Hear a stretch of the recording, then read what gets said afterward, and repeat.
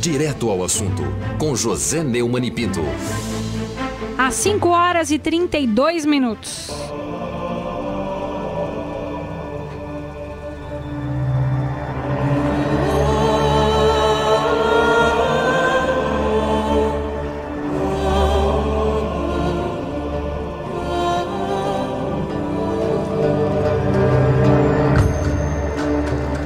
Lorena McKennitt, canadense, canta a noite em Alhambra. E Alhambra é o símbolo da união de duas religiões, a religião cristã e a religião islâmica, num só lugar, em Granada, na Espanha. Uma bela gravação de uma impossibilidade prática, que é a união de duas religiões antagônicas.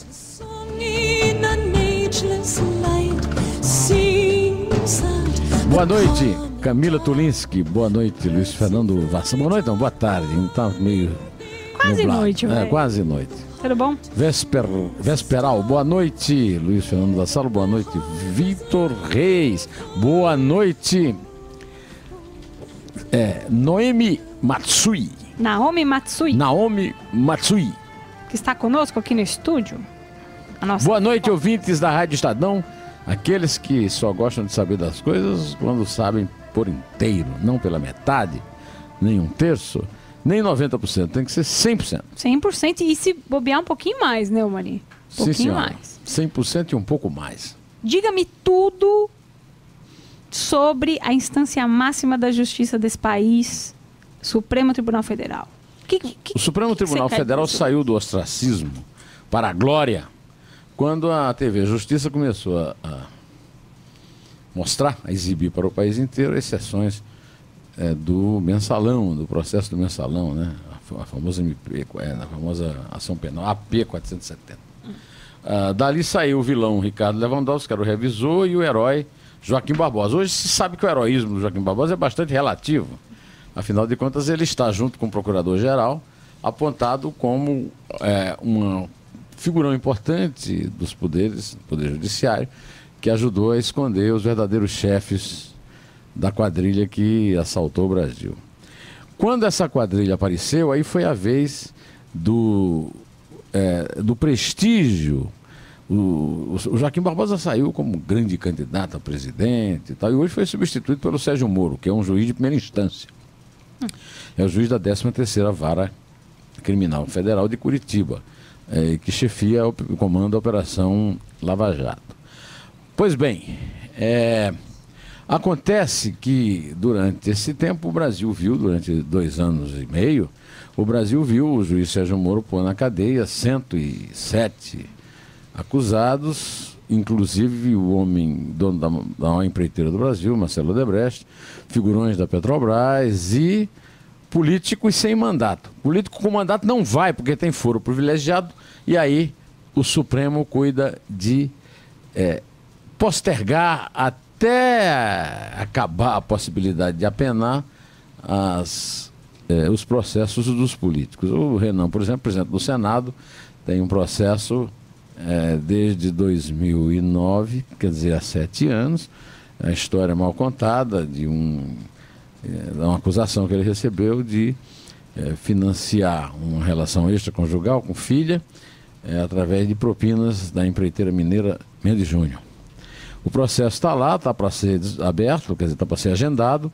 O relator Luiz Edson Fachin já autorizou a votação, e aí, durante na exposição desse contraste entre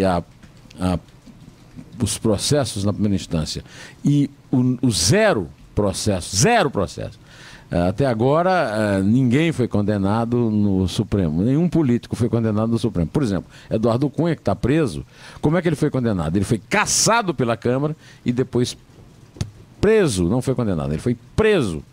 Ele está preso em Curitiba na primeira instância. Pois é, agora, nestes dias, entre o feriado dos finados e o fim de semana que começa amanhã, nós tivemos uma espécie de inferno astral do Supremo, né? Em primeiro lugar, o Supremo, a presidente Carmen Lúcia pôs para votar uma questão assim, líquida e certa, que era a questão da possibilidade de alguém sendo réu em qualquer processo penal assumir a presidência da República e, com isso, afetar todas as eventualidades de ocupação da presidência. Se tem falado erradamente no noticiário de uma sucessão. Não há sucessão. A Constituição é clara nisso aí. O sucessor é o vice. A Dilma foi deposta, o vice, Michel Temer, assumiu, é o sucessor, não tem vice. Não há vice. Rodrigo Maia não é vice de Michel Temer. O Michel Temer, o Rodrigo Maia, ele é um substituto eventual e temporário do presidente. Quando o Temer viaja, foi para a China, ele assume. Durante o máximo de 90 dias, né, quando em 90 dias ele seria obrigado a convocar uma eleição. Se fosse esse ano, seria uma eleição direta, porque não foi cumprida metade do mandato de Dilma. Se for a partir do ano que vem, a eleição é indireta, ou seja, feita no Congresso. Caso o Rodrigo Maia viaje, seja obrigado a se ausentar do país, que é também uma jabuticaba brasileira e uma besteira, hoje tem todos os meios tecnológicos para que o presidente governe fora do Brasil, não tem sentido ter que ser substituído quando se desloca. O presidente americano, por exemplo, viaja com a presidência, o presidente do Brasil não. Aí o seu não sucessor, né, o seu substituto provisório seria o presidente do Senado, que está prestes a... Mas ninguém pode adivinhar, o Supremo não tem datas. O relator já liberou para discutir esse processo do Renan, mas ele não está ainda certo. Nem se sabe que tipo de decisão vai sair disso. O Supremo tem o tempo próprio dele, né? O Supremo decide quando quiser. Por exemplo, o Gilmar Mendes ficou 1 ano e meio sentado sobre uma discussão em torno da doação empresarial para eleições e depois liberou e aí foi proibida. O mesmo pode acontecer agora. Agora, acontece que em fevereiro o Renan acaba o mandato do Renan na presidência. E aí ele continua senador até 2018, mas não é mais presidente, não tem mais o poder que tem como presidente de agendar e de prejudicar o governo como o governo teme. Então, a primeira notícia ruim desses dias, o Estadão deu que havia uma pressão do Poder Executivo, do Planalto, sobre os juízes do Supremo, e aí ficou muito suspeito o fato de Dias Toffoli, que aí a segunda notícia ruim do Supremo, desse interregno, o Dias Toffoli pediu uma vista numa votação que já estava 6-0. Era uma votação de 10. Então essa votação já estava como líquida e certa quando o Dias Toffoli disse que tinha dúvidas e pediu vista e não tem prazo para dar essa vista. É estranho, porque o Dias Toffoli é advogado do PT, foi advogado do PT e tanto no processo do Mensalão como nesse do Petrolão, ele tem tido posições antagônicas, mas nunca desfavoráveis ao Lula nem ao PT, às vezes desfavoráveis a Dilma, de quem ele não gosta. Agora, a questão é a seguinte, o assunto ficou sob suspenso, com o país inteiro sabendo que o Supremo é contra, mas isso não... o Supremo é contra, no caso, a votação. O Supremo atendeu a uma ação da Rede, partido de Marina Silva, segundo a qual ninguém pode assumir a presidência como réu. Ou seja, isso vale para o presidente, no caso o Temer, valeu para Dilma. Dilma foi ré, perdeu o cargo, não é isso? Vale para o Temer e vale para o Rodrigo Maia, para o Renan Calheiros e para a Carmen Lúcia, que não formam uma linha sucessória, não. São substitutos eventuais para o presidente quando ele viaja, por qualquer outro motivo, doença, tal, que ele se ausente por um prazo pequeno. Isso que você traz é importantíssimo, Neumann, porque a diferença é clara, né? É clara são substitutos eventuais. E isso aí está muito claro na Constituição, tá certo? Muito bom você Agora, o que não está claro na Constituição são os deveres do Supremo. Então você veja o seguinte, o jornal o Globo publicou, vamos voltar à votação. Como é que foi essa votação? quando o Toffoli pediu vista. O Toffoli pediu vista e o Luiz Roberto Barroso não votou. Arguiu suspeição porque ele foi sócio de um escritório de advogados que trabalhou para a rede. Então ele, em tese, aí não poderia, não estaria isento. Ele não estaria isento, pediu suspeição. Também não foi votar o Ricardo Lewandowski. E nem o Gilmar Mendes, que eles não apareceram. Né? Os dois não apareceram. Do Gilmar Mendes, eu não tenho notícia. Agora o Lewandowski eu sei onde ele está. Eu e os leitores do Globo e o Brasil inteiro sabem onde ele está. Né? Nós vamos dizer já já. Acontece o seguinte, a votação foi suspensa porque um pediu vista, outro pediu suspensão, Gilmar Mendes e o Lewandowski não compareceram. Ou seja, 9 juízes votariam e 6, porque o decano, Celso de Mello, não votou, mas disse que vai votar. Ele não votou por quê? Porque ele vota depois do Dias Toffoli. Então ele não poderia ter votado porque o Dias Toffoli pediu vista. Mas ele fez questão de discursar e dizer que vai votar a favor. Ou seja, assim que o Dias Toffoli devolver o processo já terá garantido 6, maioria absoluta. Agora, o que fica em dúvida é o seguinte, o Supremo não trabalhou de sexta até quarta, por causa do feriado, que foi quarta-feira, dia de finados. Aí havia dúvida se teria um quórum de 8. Teve. Que é o mínimo. É o mínimo que se esperava, né? Teve. Agora, por que o Lewandowski não compareceu? O ex-presidente está comprometidíssimo perante a opinião pública, porque fatiou o presunto, fatiou a Constituição como se fosse um presunto. Você lembra do nem a pau Juvenal? Ele é o Juvenal Lewandowski. Ele riscou a Constituição. Ele riscou, ele rasurou a Constituição. Rasurou. Pois bem, acontece o seguinte, enquanto havia essa reunião, se abria em Arraial da Ajuda, uma praia nobre, muito chique, no município de Porto Seguro, exatamente onde o Brasil foi descoberto por Pedro Álvares Cabral, uma reunião chamada 6º Encontro Nacional de Juízes Estaduais. A essa reunião comparece, por exemplo, o juiz Sérgio Moro, vai participar de um debate.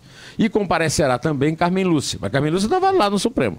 E o Ricardo Lewandowski. Lá em Arraial da Ajuda, o Ricardo Lewandowski não teve um comportamento de magistrado, ele teve um comportamento de sindicalista.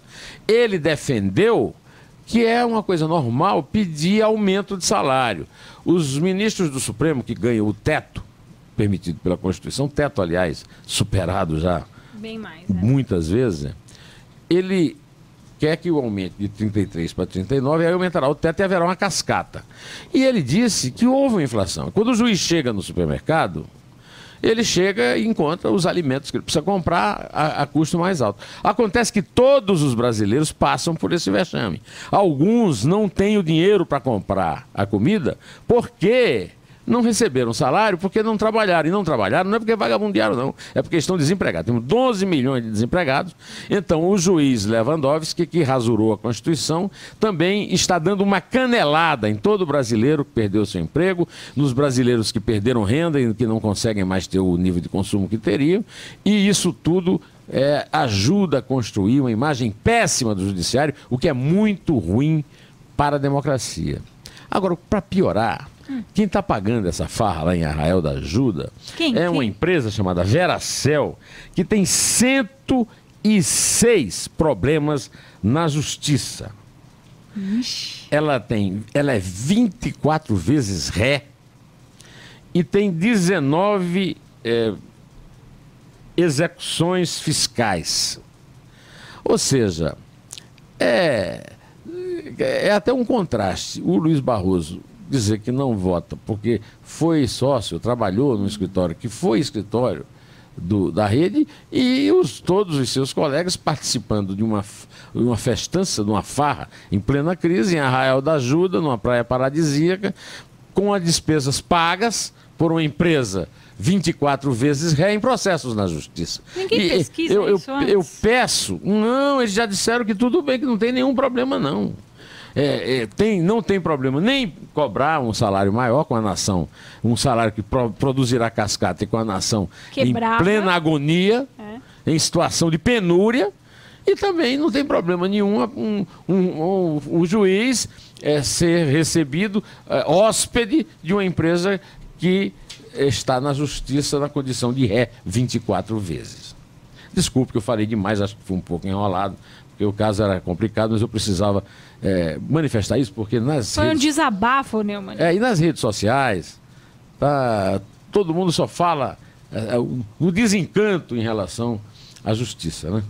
O que é uma pena, é uma né? pena, é uma pena para a justiça, uma pena para a democracia, uma pena para a sociedade brasileira que não aceita esse tipo de desculpa amarela, que a minha avó dizia que desculpa amarela de cego é feira ruim e saco furado. José Neumann e Pinto. Só uma canção assim para aliviar um pouco as tensões, Neumann. Mas olha, eu vou te falar. Noches en la Alhambra. Como brasileira, tá difícil, meu amigo. Tá difícil. Então você só tem um jeito a fazer. É o seguinte, você vai lá para a Alhambra e fica lá no Jardim de Generalife, onde o sultão de Granada relaxava. E é 5. 4. É 3. 2. É 1. Até. Bom fim de semana.